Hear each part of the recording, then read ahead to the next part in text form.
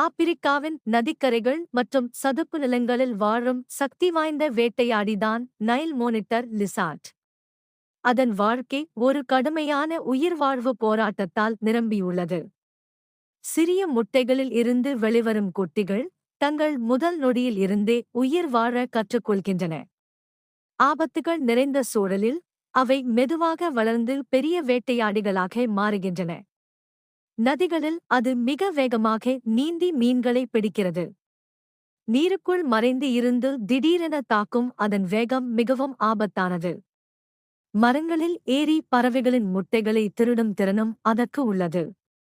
நிலத்தில் சிறிய விலங்குகளை திடீரென தாக்கி வேட்டையாடும் தன்மை கொண்டது. ஆனால் அதன் வாழ்க்கை எளிதானது அல்ல. ஒரு நாள் ஆற்றங்கரையில் அது மிக கடுமையான எதிரியை சந்திக்கிறது. அது honey badger.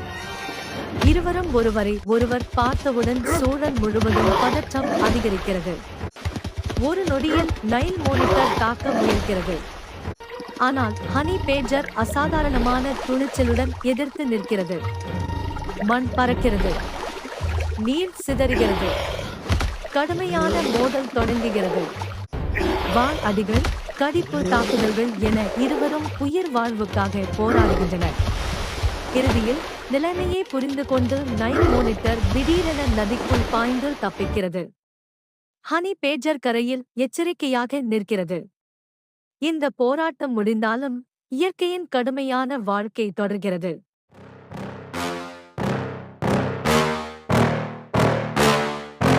Yeah. Please tell me that I can't, that I won't, that I fail, that I'll never make it out, yeah. Please tell